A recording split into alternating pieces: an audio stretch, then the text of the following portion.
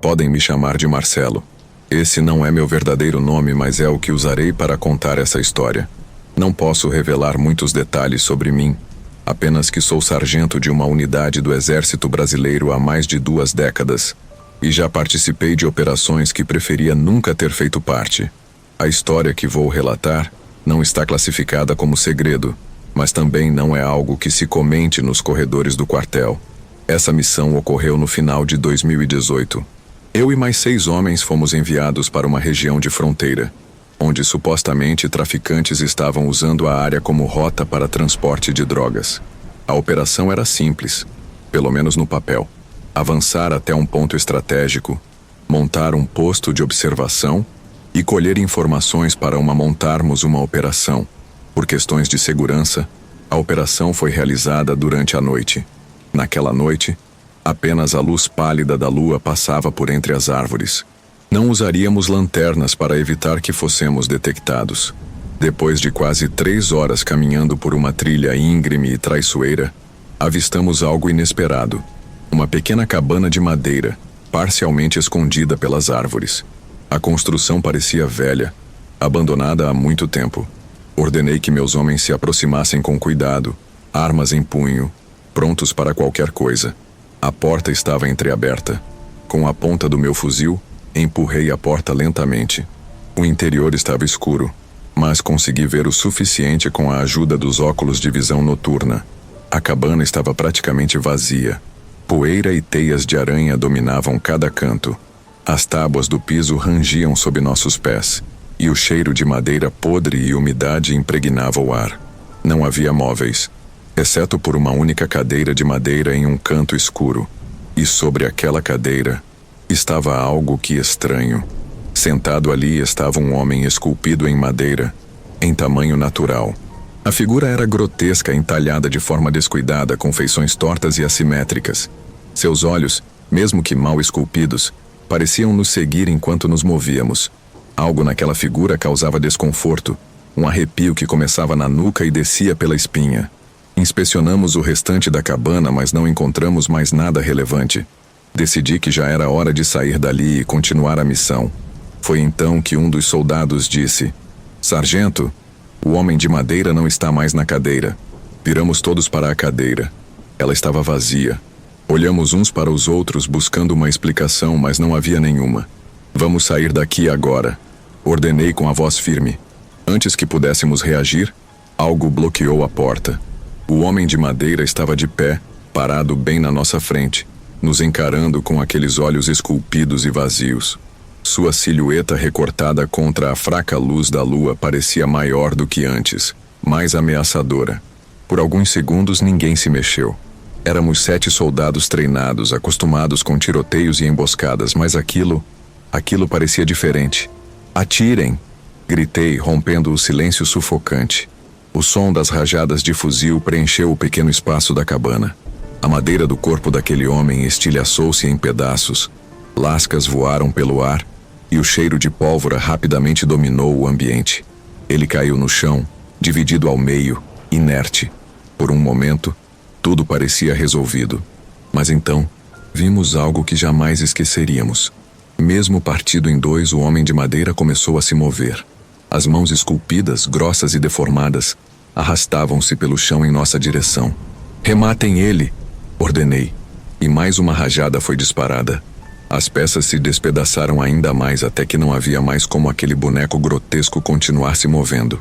O silêncio voltou, mas era um silêncio estranho, algo que não sabíamos explicar. Corremos para fora da cabana, quase tropeçando nas raízes e pedras do chão da floresta. A noite parecia mais escura agora, como se as árvores tivessem engolido a pouca luz que restava. Seguimos caminhando em fila, mas algo parecia estranho. Era como se estivéssemos sendo seguidos. Podia ser paranoia, mas eu ouvia ruídos, pequenos estalos atrás de nós, galhos se quebrando, passos que tentavam ser mais silenciosos do que nós. "Alguém está nos seguindo", disse um dos soldados, exatamente o que eu não queria ouvir. Paramos por um instante. Levantei o punho fechado, sinal para que todos ficassem em silêncio absoluto. Segurei minha respiração e fechei os olhos, tentando ouvir melhor.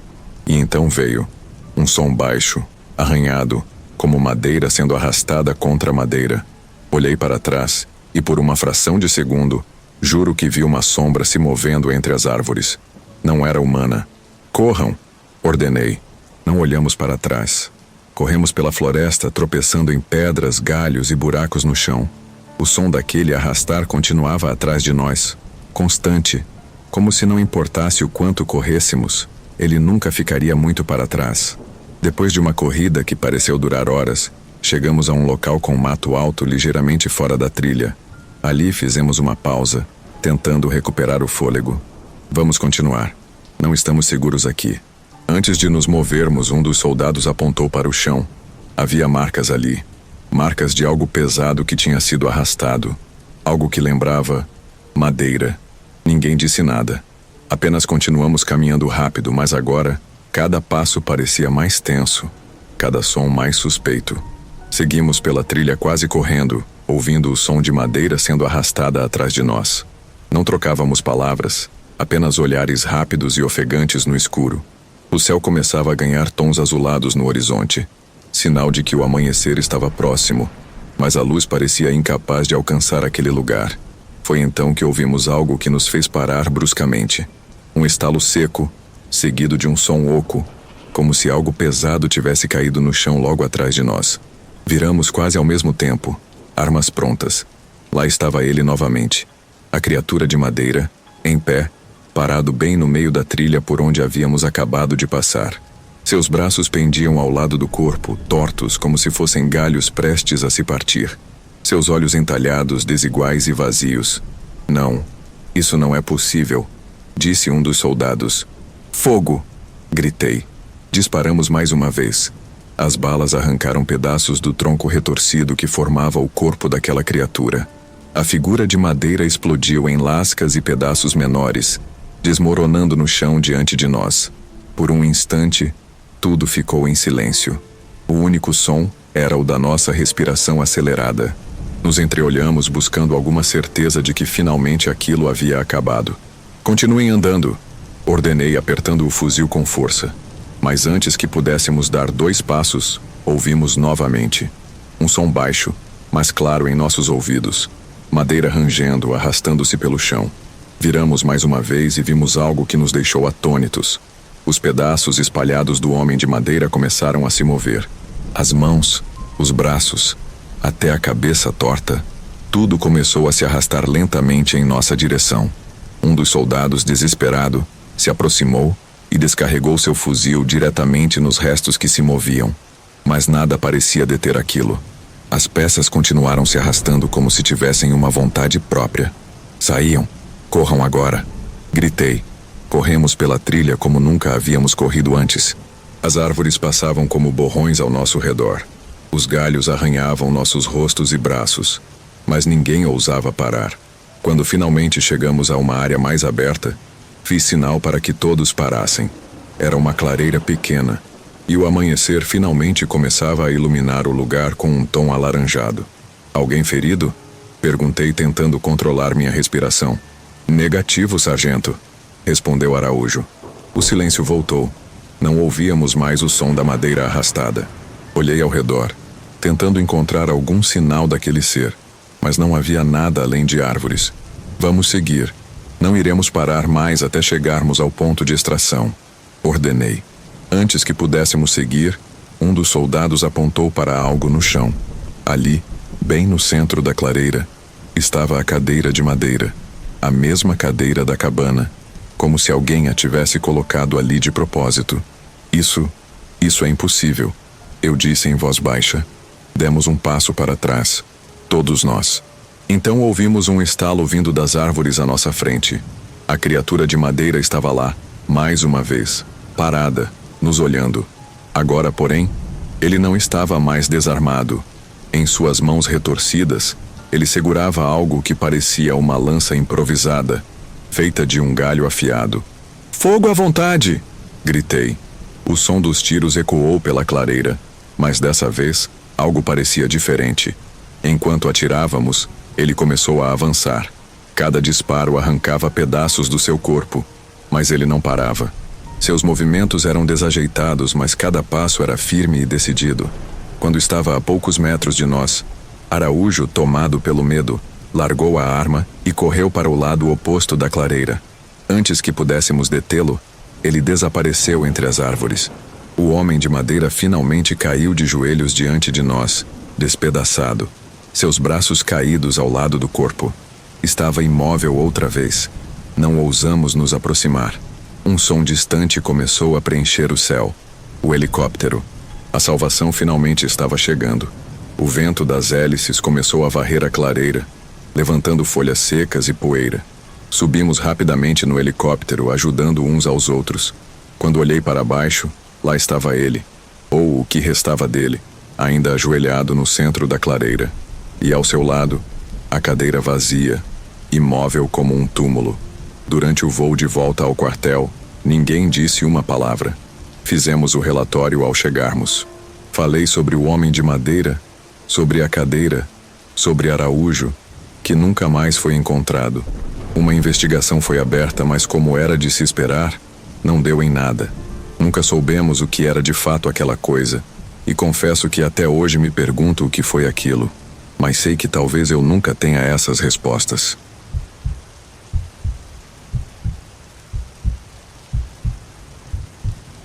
Boa noite a todos que ouvem este relato. Sou sargento do Exército Brasileiro. Minha função não é combater em conflitos ou participar de operações táticas. Na verdade, integro o grupamento de apoio a desastres e emergências civis. Em janeiro de 2019, quando a barragem do Córrego do Feijão se rompeu em Brumadinho, Minas Gerais, fui um dos militares convocados para a operação de resgate e auxílio às vítimas. As consequências daquela tragédia foram devastadoras. Uma avalanche de mais de 12 milhões de metros cúbicos de rejeitos de minério varreu tudo o que encontrou pela frente. Assim que chegamos, montamos nossa base de operações em um ponto elevado, próximo à área afetada. A lama tinha engolido casas, veículos, animais e, tragicamente, centenas de vidas humanas. Os primeiros dias foram os mais difíceis. O cenário era apocalíptico. Uma massa de lama avermelhada cobria tudo, formando uma paisagem alienígena. Com o passar do tempo, começou a se espalhar um odor que jamais esquecerei. Uma mistura do cheiro férrico do minério com a decomposição orgânica. Era um cheiro que impregnava nossas narinas e ficava grudado em nossas roupas, não importava quantas vezes as lavássemos. Durante as buscas utilizávamos equipamentos especiais e cães farejadores. Trabalhávamos incansavelmente dia e noite, na esperança de encontrar sobreviventes. A lama, ainda mole em alguns pontos, criava uma superfície traiçoeira.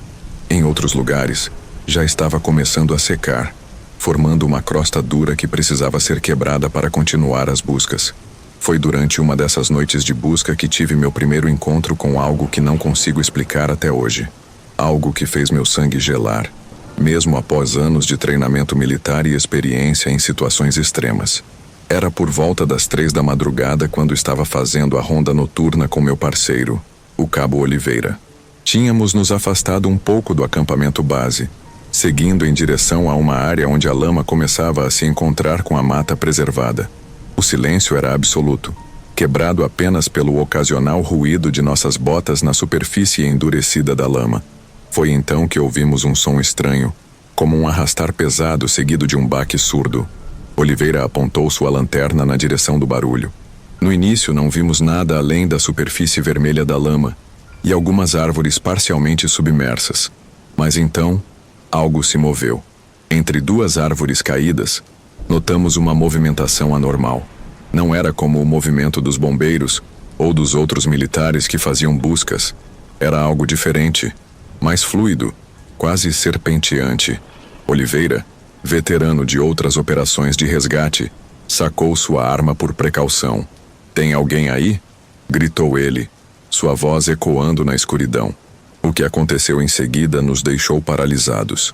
Uma criatura emergiu da lama entre as árvores. Tinha aproximadamente 2 metros de altura e seu corpo era coberto por uma camada grossa de lama vermelha, mas dava para perceber que sua pele era escura e rugosa. Sua forma lembrava vagamente a de um ser humano, mas havia algo profundamente errado em suas proporções. Os braços eram longos demais, quase tocando o chão. e sua cabeça tinha um formato alongado, como a de um réptil. A criatura ficou ali, nos encarando com olhos que refletiam a luz de nossas lanternas como dois faróis amarelados. Oliveira tentou se comunicar novamente, dessa vez com a voz tremendo. Parado, identifique-se. Em resposta, a criatura emitiu um som grave, como um rosnado que parecia vir das profundezas da terra. Então, num movimento incrivelmente rápido para algo daquele tamanho, mergulhou de volta na lama liquefeita, desaparecendo completamente de nossa vista. O que diabos foi isso? Perguntei a Oliveira, que estava tão pálido quanto eu. Um dos moradores locais que trabalhava como voluntário nas buscas e que tinha se aproximado ao ouvir os gritos, nos disse em voz baixa: "Isso é o guardião das matas. Ele sempre viveu nas profundezas da terra, mas a barragem o despertou." Nos dias seguintes àquele encontro, outros relatos similares começaram a surgir. Militares, bombeiros e voluntários reportavam terem visto uma criatura semelhante, quase sempre durante a madrugada, sempre próxima às áreas onde a lama se encontrava com a vegetação ainda preservada. Uma senhora idosa, moradora da região há mais de 60 anos, nos contou que seus avós já falavam dessa entidade. Segundo ela, ninguém sabe ao certo sua origem ou o que é essa criatura. Porém, muitos moradores já tiveram encontros assustadores com ela. Algumas pessoas da equipe de resgate ficavam visivelmente desconfortáveis nos turnos noturnos. Os poucos que se aventuravam durante a madrugada relatavam ouvir sons estranhos vindos da lama, um lamento profundo e contínuo, como se a própria terra estivesse chorando suas perdas. Um dia, durante uma reunião de briefing, Oliveira levantou a questão do que tínhamos visto. O comandante da operação nos olhou seriamente e disse que outros relatos similares tinham sido registrados, mas que deveríamos manter isso em sigilo para não causar mais aflição à população já tão sofrida. Hoje, 5 anos após a tragédia, ainda me pergunto sobre o que realmente vi naquela noite. Será que foi apenas o estresse e o desgaste daquela operação? Ou existe mesmo algo mais profundo e misterioso nas entranhas daquela terra? O que sei com certeza é que existem mistérios que a ciência e o treinamento militar não conseguem explicar. A tragédia de Brumadinho não foi apenas um desastre ambiental e humano. Foi também um lembrete de que há forças da natureza que não podemos controlar ou compreender completamente. Dizem que a entidade ainda aparece ocasionalmente, sempre próximo ao local onde a lama se depositou. Alguns acreditam que ele permanece ali como um guardião, um lembrete constante do preço que pagamos quando desrespeitamos a terra. Outros dizem que ele chora pelos que se foram. Quanto a mim, bem, não sei o que dizer, só sei que o que vi naquela noite me pareceu real demais.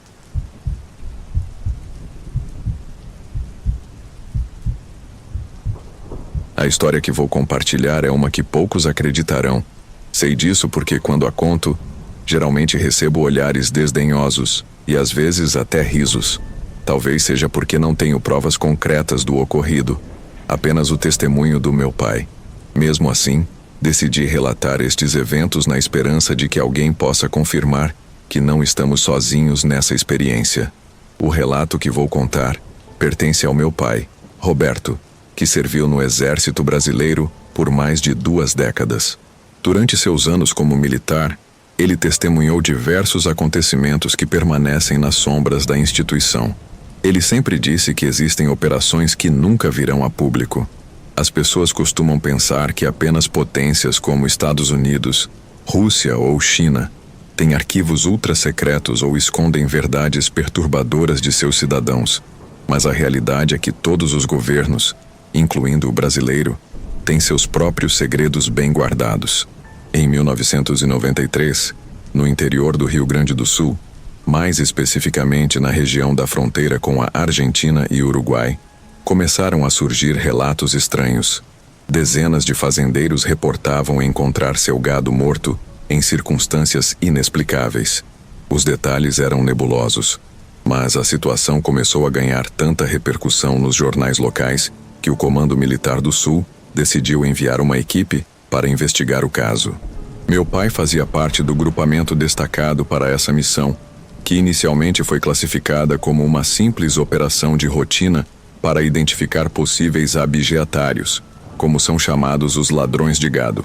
Quando questionado sobre por que a Polícia Civil ou a Brigada Militar não cuidava do caso, a resposta era simples. Já haviam tentado, sem sucesso, e a situação estava ficando cada vez mais preocupante. O destacamento foi enviado para um pequeno município chamado Barra do Quaraí, na região da Campanha. Era um lugar remoto, com não mais que 5.000 habitantes, onde a principal atividade era a pecuária extensiva. A população local estava em pânico, relatando que há semanas vinham observando figuras pequenas, com menos de 1 metro de altura, rondando as propriedades durante a noite. QCG, Quartel Central Geral, foi estabelecido em uma antiga escola rural desativada, ponto estratégico que permitia acesso rápido às principais estâncias da região. O tenente-coronel, que aqui vamos chamá-lo de Miranda, comandante da operação, dividiu a tropa em equipes de patrulhamento, cobrindo os 4 pontos cardinais do município. A ordem era clara: identificar e capturar os responsáveis pelos ataques ao gado. Na primeira noite de vigilância, tudo permaneceu calmo. Os postos avançados não reportaram qualquer movimentação suspeita, e alguns chegaram a especular que os perpetradores haviam descoberto a presença militar e abandonado a área. Meu pai, que comandava uma das equipes de patrulha, mantinha-se cético. Seus anos de experiência no serviço de inteligência o faziam desconfiar que algo maior estava por vir. Não deu outra. Na segunda noite, por volta das 4 horas da manhã, a equipe do setor leste encontrou algo perturbador. Próximo a um açude seco, típico da região durante o período de estiagem, jaziam 5 cabeças de gado, todas apresentando um padrão de ferimentos que ninguém havia visto antes. No pescoço de cada animal, havia 2 perfurações profundas, precisas, como se tivessem sido feitas por presas ou algum instrumento cirúrgico extremamente afiado. O mais intrigante não eram apenas as perfurações, mas o fato de que os corpos estavam completamente drenados de sangue. O capitão veterinário Torres, que integrava a equipe de perícia, ficou perplexo ao examinar os cadáveres. Segundo ele, não havia qualquer sinal de sangue coagulado, algo impossível em mortes naturais. A carne e a pele estavam intactas, sem sinais de decomposição, como se apenas o sangue tivesse sido extraído com uma precisão cirúrgica. Os laudos preliminares foram inconclusivos. O equipamento necessário para realizar tal procedimento deveria ser altamente sofisticado, algo que seria impossível de transportar e utilizar nas condições precárias do campo. Além disso, qual seria o propósito de extrair apenas o sangue, deixando toda a carne para trás? Não fazia sentido do ponto de vista de abate predatório ou roubo convencional. Foi na 5ª noite que tudo mudou. Meu pai estava em serviço com o sargento Oliveira, realizando patrulha montada próximo à fronteira com o Uruguai. Era uma noite sem lua, com aquele vento frio característico do Pampa Gaúcho. Por volta das 23h30, receberam uma comunicação via rádio do posto avançado Bravo. Havia movimento suspeito em uma invernada a cerca de 3 quilômetros de sua posição. Que apenas escuta câmbio, respondeu meu pai, já direcionando seu cavalo para as coordenadas informadas. Em menos de 15 minutos chegaram ao local indicado. A cena que encontraram era caótica. Um grupo de cabos estava entrincheirado atrás de uma antiga mangueira de gado, trocando tiros com algo que se movia dentro do campo. São 3 elementos, informou um dos cabos, visivelmente perturbado. Tentamos fazer a aproximação conforme o protocolo, mas eles não responderam aos comandos de voz. Quando acendemos os holofotes, começaram a se movimentar de forma estranha. Foi nesse momento que um dos elementos decidiu fazer sua fuga. A criatura, porque definitivamente não era humana, emergiu da escuridão em uma série de movimentos rápidos e irregulares. Meu pai, que havia participado de diversas operações especiais, nunca tinha visto algo se mover daquela maneira. Era como se a coisa estivesse saltando e correndo ao mesmo tempo. Fogo à vontade, ordenou o sargento Oliveira. As EFAL 762 abriram fogo simultaneamente. A criatura foi atingida várias vezes, mas continuava se movendo. Apenas quando um tiro certeiro acertou sua perna é que ela finalmente caiu. O som que emitiu, meu pai disse que era algo entre um grito e um sibilo, algo que fez seu sangue gelar nas veias. As outras duas criaturas tentaram aproveitar a confusão para escapar, mas a equipe estava preparada. Uma segunda foi abatida, enquanto a terceira conseguiu desaparecer na mata ciliar que acompanhava um córrego próximo. O silêncio que se seguiu foi ensurdecedor, quebrado apenas pelo mugido nervoso do gado nas proximidades. Com extrema cautela, usando lanternas táticas, meu pai e a equipe se aproximaram das criaturas caídas. O que viram desafiava qualquer explicação racional. Não eram humanos nem animais conhecidos. Eram seres de aproximadamente 80 centímetros de altura, extremamente magros, com uma pele escura e texturizada que lembrava couro velho. Mas o mais perturbador era a cabeça. Um focinho alongado similar ao de um morcego, com uma fileira dupla de dentes e 2 caninos proeminentes que deviam ter cerca de 12 centímetros de comprimento. Solicito apoio imediato do QCG. Repito, apoio imediato. Código vermelho. Transmitiu meu pai pelo rádio, mal conseguindo conter o tremor na voz. No entanto, antes que o apoio do exército chegasse, algo ainda mais inexplicável aconteceu. O som característico de um helicóptero cortou o ar da noite. Era um Black Hawk completamente preto, sem nenhuma identificação visível.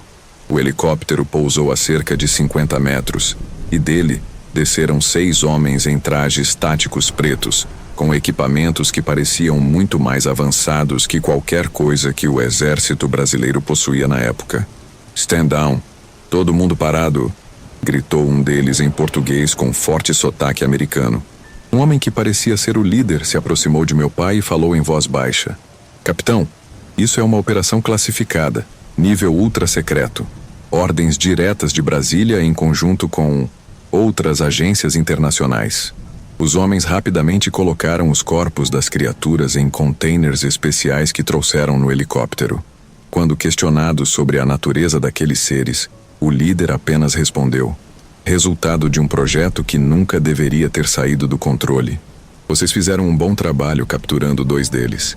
Na semana seguinte, todos os militares envolvidos na operação foram promovidos ou receberam condecorações, com a condição de nunca mencionarem os eventos daquela noite.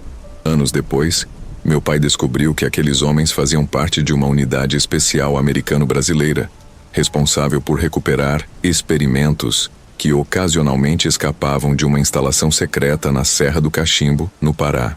Com o tempo, histórias sobre o chupa-cabras começaram a se espalhar por toda a América Latina.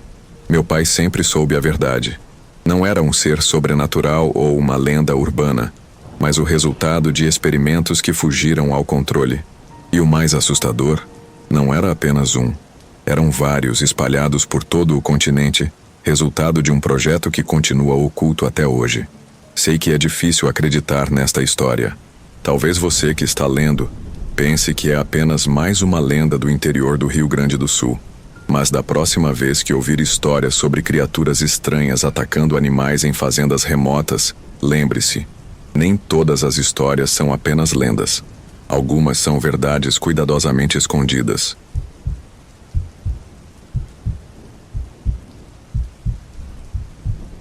No ano de 2022, fui designada como parte de um grupamento do Exército Brasileiro enviado para Paraty, Rio de Janeiro, após os deslizamentos que atingiram a região da Ponta Negra durante as fortes chuvas de abril.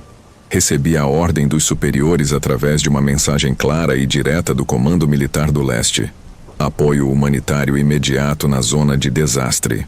Nossa tropa, composta por 30 militares do 1º Batalhão de Infantaria de Selva, permaneceu na área por aproximadamente 15 dias, auxiliando em tudo o que fosse necessário. Era uma missão complexa, não apenas pela gravidade da situação, mas também pelas condições do terreno.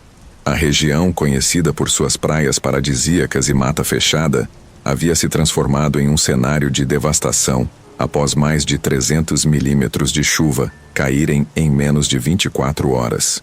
Quando somos destacados para áreas remotas como aquela, precisamos nos adaptar à realidade local. Coisas simples do cotidiano, como a lavagem dos nossos uniformes operacionais camuflados, tornam-se um desafio. Muitas vezes, Precisávamos pedir autorização aos moradores locais para usar seus tanques, ou buscar alternativas como córregos e nascentes que não tivessem sido afetados pela lama. Numa determinada manhã, precisamente às 08h30, após 5 dias consecutivos de buscas intensas nas encostas, precisei lavar meus uniformes. Na área onde estávamos aquartelados, próximo à comunidade da Ponta Negra, havia um pequeno córrego que ainda mantinha suas águas limpas, protegido pela vegetação densa da Mata Atlântica. Avisei ao meu comando imediato pelo rádio e a alguns companheiros de pelotão sobre minha intenção de ir até lá, mas todos estavam ocupados com outras tarefas prioritárias de resgate. O córrego estava mais volumoso que o normal devido às chuvas intensas, mas consegui encontrar um ponto adequado para a lavagem, próximo a um velho jequitibá que servia como ponto de referência para nossas patrulhas. O barulho da água corrente trazia uma paz momentânea, um breve alívio em meio ao cenário de destruição que nos cercava. Foi então que escutei algo que mudaria completamente minha perspectiva sobre a realidade. Eram aproximadamente 9h15, quando escutei um choro agudo e desesperado. Era sem dúvida o choro de uma criança. Ergui a cabeça de meu afazer e, a aproximadamente 15 metros rio abaixo, avistei uma mulher e um menino que aparentava ter entre 7 e 8 anos de idade. Pela vestimenta simples e as chinelas de dedo, pareciam ser moradores locais, provavelmente da comunidade caiçara que habitava a região. O som dos soluços e lamentos vinha do garoto, que estava recebendo uma surra violenta da mulher. Inicialmente pensei se tratar apenas de uma correção maternal, algo que, embora questionável, ainda é comum em comunidades tradicionais. No entanto, conforme observava a cena, a situação foi se tornando cada vez mais perturbadora. A mulher golpeava a criança com uma violência desproporcional, e o menino, já caído sobre as pedras da margem do córrego, mal se movia. Meu treinamento militar e os protocolos de conduta em área de operação indicavam que não deveria me envolver em questões domésticas da população local, sem ordem expressa do comando. Porém, meu instinto e o juramento de proteger os cidadãos brasileiros falaram mais alto. Larguei o uniforme que estava lavando e, seguindo os procedimentos básicos de aproximação tática que aprendi no CIGS, Centro de Instrução de Guerra na Selva, comecei a me deslocar na direção deles. Durante o percurso, algo estranho começou a acontecer. O ar ficou repentinamente mais pesado e uma sensação gélida percorreu minha espinha, algo similar ao que sentimos durante as patrulhas noturnas na selva. A temperatura, que já estava baixa devido às chuvas, pareceu cair ainda mais. Meu rádio, que estava na altura do peito, começou a emitir uma estática anormal. Mesmo assim, continuei me aproximando e, quando estava a cerca de 5 metros, gritei com voz de comando: "Senhora, pare imediatamente!" A mulher interrompeu as agressões e começou a se virar lentamente em minha direção. Foi nesse momento que percebi que havia algo profundamente errado naquela situação. Quando a mulher finalmente se virou por completo, precisei reunir todo o meu autocontrole para não recuar. Seu rosto era algo que nem meus 15 anos de serviço militar, incluindo missões no Haiti e diversas operações de resgate, haviam me preparado para ver. Era uma senhora de idade avançada, mas seu semblante estava completamente deformado. Tinha diversas feridas abertas que lembravam as marcas de queimadura que vimos nos corpos resgatados dos deslizamentos.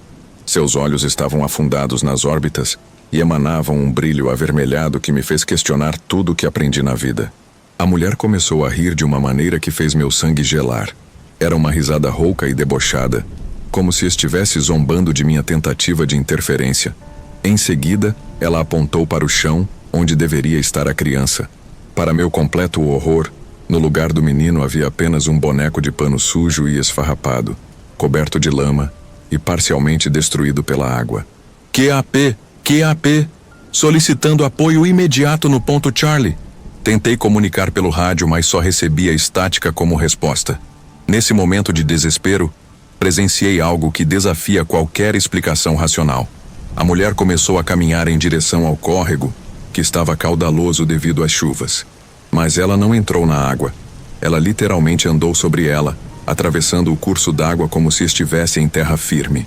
Recolhi meus pertences o mais rápido possível e retornei ao posto de comando.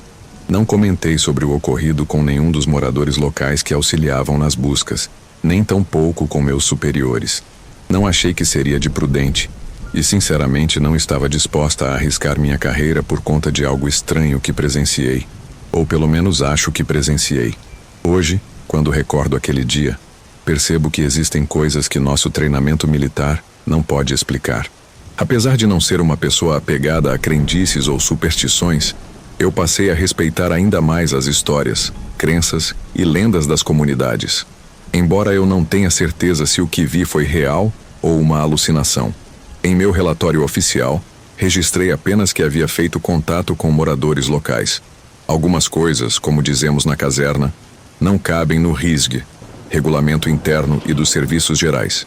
Para aqueles que estão ouvindo este relato, especialmente meus companheiros de farda, nem tudo que encontramos em nossas missões pode ser explicado pelos manuais de campanha.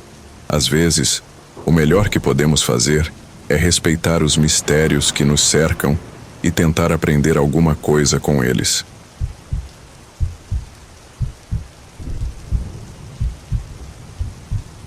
Boa noite, meus amigos. Podem me chamar de Sargento Viana, e quero compartilhar com vocês uma experiência que vivenciei há alguns anos atrás. Sou militar da ativa desde 2011, servindo no 22º Batalhão de Infantaria de Selva, e ao longo desse tempo participei de diversas operações em diferentes regiões do Brasil. Mas essa história em particular aconteceu na Serra do Mar, mais especificamente na região do Vale do Ribeira, entre os estados de São Paulo e Paraná, em 2015. Nossa equipe, composta por 6 militares, recebeu uma missão aparentemente rotineira em uma pequena comunidade, localizada em uma área remota da região. A missão em si era simples, uma ação cívico-social, a CISO, que deveria durar apenas alguns dias.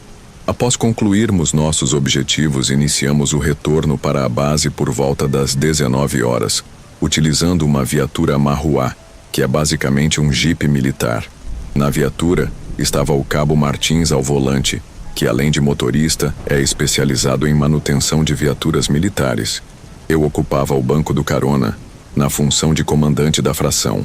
No banco traseiro estavam 2 soldados do efetivo profissional, e na parte de trás do jipe, conforme protocolo padrão de segurança em área de mata, estavam posicionados mais 2 militares como sentinelas, responsáveis pela nossa segurança. O retorno estava transcorrendo normalmente pela estrada de terra que corta a Mata Atlântica, quando subitamente a viatura apresentou pane e parou de funcionar. O Cabo Martins, utilizando sua experiência como mecânico, realizou imediatamente uma inspeção minuciosa do motor, mas não conseguiu identificar nenhuma avaria aparente. A situação era no mínimo intrigante, pois a viatura havia passado por revisão completa antes da missão e estava em perfeitas condições operacionais. De onde eu estava, tentei fazer uma varredura visual do perímetro em busca de algum ponto de apoio, qualquer sinal de civilização, mas a escuridão da noite e a densidade da Mata Atlântica tornavam impossível enxergar além de alguns metros. Por precaução, mantivemos contato via rádio com o comando da base, reportando nossa situação e solicitando apoio. O centro de operações nos orientou a manter posição e aguardar o resgate. Como medida de segurança, permanecemos no interior da viatura, mantendo o nível de prontidão adequado enquanto escutávamos os sons noturnos característicos da Mata Atlântica. O silêncio entre nós não era de preocupação, mas sim de cansaço após uma missão intensa. Passados aproximadamente 15 minutos, nossos sentinelas ouviram um barulho seco no teto da viatura. Como comandante da fração, abri levemente o vidro e questionei se estava tudo em ordem com os homens na posição superior. Foi quando escutamos uma série de ruídos vindos do lado direito da mata. Fiquem em estado de alerta máximo. Pode ser uma onça ou algum outro animal silvestre. Orientei, mantendo a calma característica de um militar experiente em operações na selva. Do interior da viatura, observamos os sentinelas acionando suas lanternas táticas de LED, equipamento padrão de dotação individual, direcionando o feixe de luz para a origem dos sons. Com os olhos treinados para operações noturnas, algo completamente incomum chamou nossa atenção. Parcialmente escondido atrás de uma enorme figueira centenária, característica da Mata Atlântica, surgiu metade de um rosto. A luminosidade potente das lanternas táticas permitia uma visualização clara daquela aparição. Era uma face parcialmente visível, completamente escura, da qual se destacava apenas um único olho, com uma luminescência semelhante à dos felinos quando refletem luz. Um dos sentinelas, seguindo o protocolo operacional padrão, bradou em voz alta: "Aqui é o Exército Brasileiro. Identifique-se imediatamente ou seremos forçados a abrir fogo." A figura permaneceu imóvel e em completo silêncio. O sentinela repetiu a advertência, conforme determina o manual de procedimentos, mas novamente não obteve resposta. Seguindo os procedimentos operacionais padrão para situações de risco iminente, autorizei 2 disparos de advertência. O eco dos tiros de fuzil reverberou pela serra, provocando uma revoada de aves que descansavam nas árvores próximas. Foi nesse momento que a situação se tornou ainda mais extraordinária. A figura se moveu, revelando-se por completo, e o que vimos desafiava qualquer explicação racional dentro de nossa experiência militar. Era uma entidade humanoide completamente negra, como se fosse feita de pura escuridão, com olhos que emitiam uma luminosidade esverdeada. Mas o que mais nos impressionou foram suas características anatômicas. Seus braços eram desproporcionalmente longos, quase alcançando a altura dos joelhos, e suas costas eram cobertas por uma série de protuberâncias pontiagudas, semelhantes a espinhos robustos. A criatura permanecia imóvel a alguns metros de nossa posição. Sua respiração era tão pesada e audível que podíamos perceber claramente o movimento de seu tórax, mesmo àquela distância. O soldado Ribeiro, um dos sentinelas, mantinha seu fuzil apontado e perguntou pelo rádio: "Comandante, autoriza o engajamento?" "Que diabos é isso?" A tensão era palpável. E confesso que em todos os meus anos de serviço militar, incluindo operações na fronteira e missões de paz, jamais havia me deparado com situação semelhante. Mantive a calma e orientei a tropa: "Mantenham as posições e não abram fogo a menos que sejamos diretamente ameaçados. Repito, só atirem se houver agressão." Era uma situação completamente fora dos manuais de procedimentos operacionais do Exército Brasileiro, e precisávamos agir com máxima prudência. Por aproximadamente 5 minutos, que pareceram uma eternidade, ficamos em um impasse silencioso com aquela entidade. Ela não demonstrava qualquer sinal de hostilidade, mas sua presença emanava uma sensação de ameaça que fazia nosso treinamento militar parecer insuficiente. Seus olhos brilhantes alternavam o foco entre cada um de nós, como se estivesse estudando nossa formação tática. De repente, a criatura recuou lentamente até a figueira centenária, voltando à sua posição inicial, onde apenas metade de seu rosto era visível. Após alguns minutos tensos, desapareceu completamente por trás da árvore. Imediatamente, determinei que a tropa realizasse um procedimento de cerco defensivo ao redor da viatura, estabelecendo um perímetro de segurança em 360 graus. Permanecemos em estado de alerta máximo durante as 3 horas seguintes, até a chegada do comboio de resgate enviado pela base.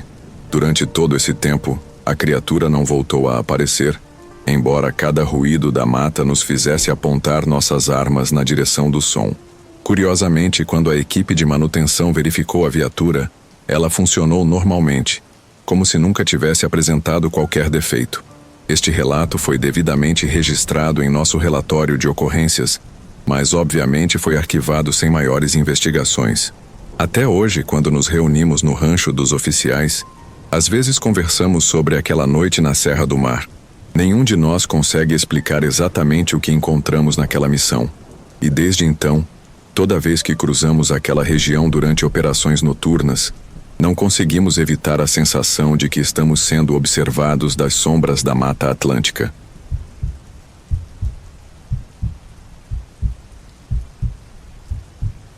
Como mulher nas Forças Armadas do Brasil, somos minoria nas operações de combate direto. E não falo isso por algum tipo de discriminação dentro da corporação, não. A verdade é que o efetivo feminino ainda é reduzido, e a maioria das militares acaba direcionada para áreas técnicas ou de saúde. Mas algumas de nós, que escolhemos seguir para a linha de frente do combate, carregamos memórias que às vezes preferiríamos esquecer.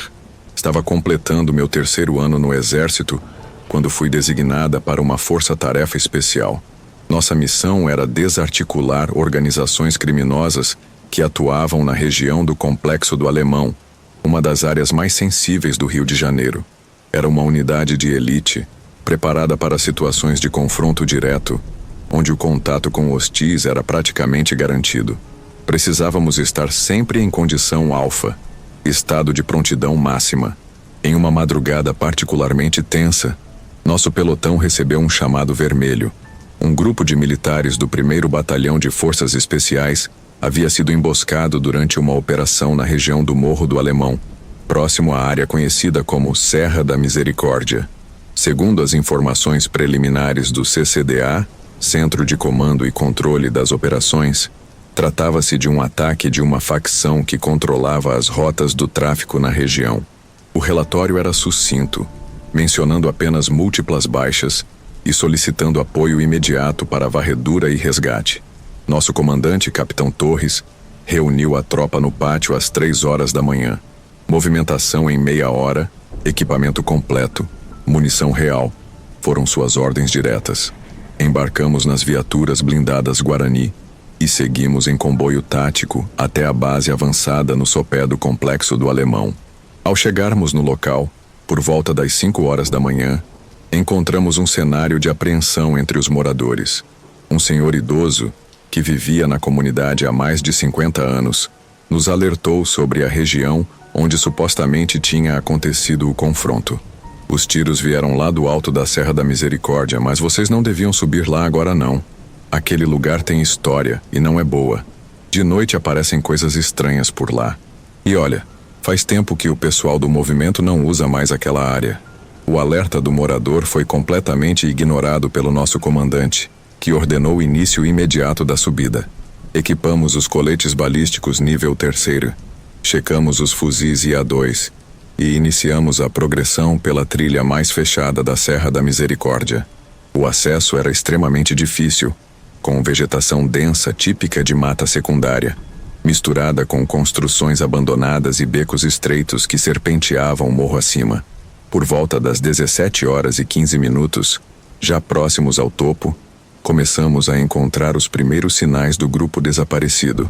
Pedaços de uniforme camuflado padrão selva pendurados em arames farpados, carregadores de 5 centeixes espalhados pelo chão, e o mais preocupante, manchas escuras que pareciam sangue coagulado nas paredes de algumas construções abandonadas. O sargento Silva, nosso atirador designado, foi o primeiro a avistar algo realmente perturbador. Capitão, aqui em cima, mas é melhor o senhor vir preparado. Em cima de uma antiga caixa d'água, encontramos o que restava de um dos militares desaparecidos. E quando digo restos, é exatamente isso. Apenas a parte superior do corpo, ainda vestindo o colete balístico, agarrado a uma das estruturas metálicas, como se tivesse tentado escapar de algo. O que encontramos nos próximos 100 metros foi uma cena que jamais esquecerei. Todo o destacamento estava ali, ou pelo menos o que sobrou dele. Corpos, ou melhor, partes de corpos espalhados por uma área que parecia ter sido palco de uma carnificina absurda. O mais estranho era que não havia sinais de confronto armado.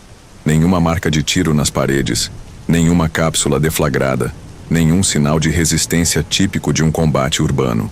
Nosso perito de campo, Tenente Rodrigues, fez uma análise preliminar e o que ele encontrou não fazia sentido algum. As marcas nos corpos não eram compatíveis com ferimentos por arma de fogo ou explosivos. Pareciam mais mordidas, de lacerações profundas, como se tivessem sido atacados por algum tipo de animal de grande porte. Mas isso era impossível. Não existe nenhum predador desse tipo na região. E mesmo que existisse, não explicaria o padrão dos ataques. O mais desconcertante era a ausência total de atividade necrófaga. Em situações normais, em um clima quente como o do Rio, corpos expostos atrairiam diversos animais carniceiros. Mas não havia nada. Nem urubus, nem ratos, nem insetos. Era como se até os animais evitassem aquele lugar. Por protocolo de operações especiais, deveríamos estabelecer um perímetro de segurança e montar acampamento para garantir a preservação da cena até a chegada da equipe forense do IML militar. Mas algo na atmosfera daquele lugar fez o capitão Torres tomar uma decisão que hoje Tenho certeza que salvou nossas vidas. Pibo, pessoal. Prioridade imediata de baixar o morro. Vamos reportar e voltar com reforços ao amanhecer, ordenou ele pelo rádio, usando o código que costumávamos empregar em situações de risco extremo. Percebi que suas mãos tremiam levemente enquanto ajustava o aparelho, algo que jamais tinha visto naquele homem em 3 anos de operações.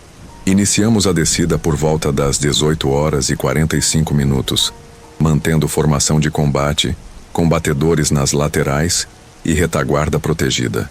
Foi quando o cabo Mendes, responsável pela segurança do perímetro traseiro, reportou algo pelo canal de comunicação. Sierra Oscar, temos luminescência anômala no setor alto. 10 horas. 2 luzes vermelhas. Movimento irregular entre as árvores. Câmbio. Ninguém respondeu pelo rádio. Não era necessário. Todos nós viramos simultaneamente e vimos 2 pontos de luz carmesim, como olhos diabólicos, deslizando entre a vegetação no topo do morro. Não eram lanternas, não eram sinalizadores, não eram dispositivos de visão noturna. Aquelas luzes pareciam ter vida própria e se moviam de uma forma que desafiava qualquer explicação racional. A descida virou praticamente uma corrida tática. Mantivemos a formação por puro profissionalismo, mas cada passo era mais rápido que o anterior. O suor frio escorria por dentro dos coletes balísticos, e não era pelo calor da noite carioca. Chegamos à base avançada em tempo recorde, e mesmo os mais céticos do grupo estavam visivelmente abalados. O relatório oficial registrou o incidente como encontro com força hostil não identificada, resultando em baixas de pessoal militar por meio ainda sob investigação. Mas todos que estavam lá sabem que enfrentamos algo que não consta em nenhum manual de operações especiais do Exército Brasileiro. Até hoje, aquela área da Serra da Misericórdia permanece como zona restrita, isolada por ordem direta do Comando Militar do Leste. Os moradores dizem que, às vezes, nas noites mais escuras, ainda se pode ver aquelas luzes vermelhas entre as árvores.